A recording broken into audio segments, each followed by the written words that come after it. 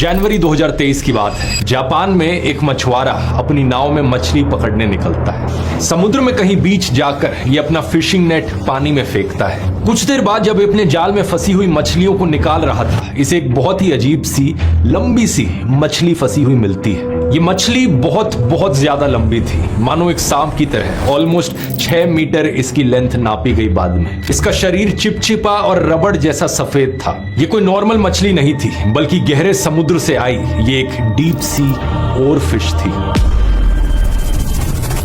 आमतौर पर यह समुद्र की गहराइयों में करीब 1 किलोमीटर नीचे पाई जाती है। इस मछुआरे ने इसे वापस समुद्र में छोड़ दिया, क्योंकि जापानी कहानियों के हिसाब से ओरफिश का दिखना एक डिजास्टर का संकेत है, खासकर भूकंप का। 2011 में जापान में एक बहुत ही भयंकर अर्थक्वेक आया था, और उस अर्थक्वेक से ठीक पहले करीब 20 ओरफिश की डेड बॉडीज जापानीज कोस्ट पर पाई गई थी। लेकिन आज इन कहानियों पर सवाल उठने लग रहे हैं, क्योंकि सिर्फ जापान में ही नहीं, बल्कि पिछले कुछ सालों में कई सारी जगहों पर दुनिया में डेड बॉडीज पाई गई हैं ओरफिश की, समुद्र के तट पर। 2023 में एक मछुआरे ने करीब 50 ओरफिश को एक ही बारी में पकड़ा। 2024 में कैलिफोर्निया में 3 बार ओरफिश दिखाई दी। फरवरी 2025 में एक जिंदा ओरफिश मेक्सिको में दिखाई दी।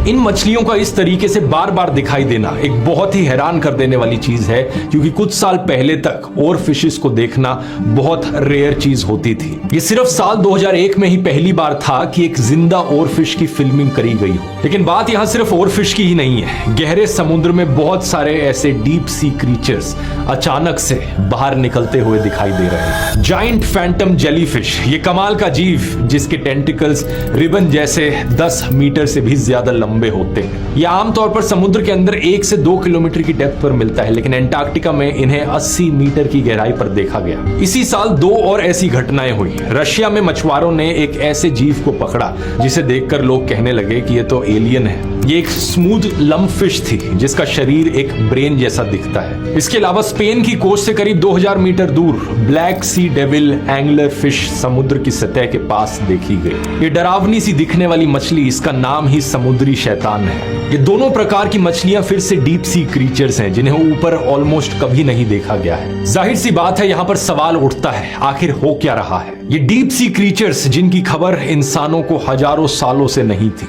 अब अचानक से सरफेस पर क्यों आ रहे हैं? आइए समझते हैं इस मुद्दे को गहराई से आज के इस वीडियो में।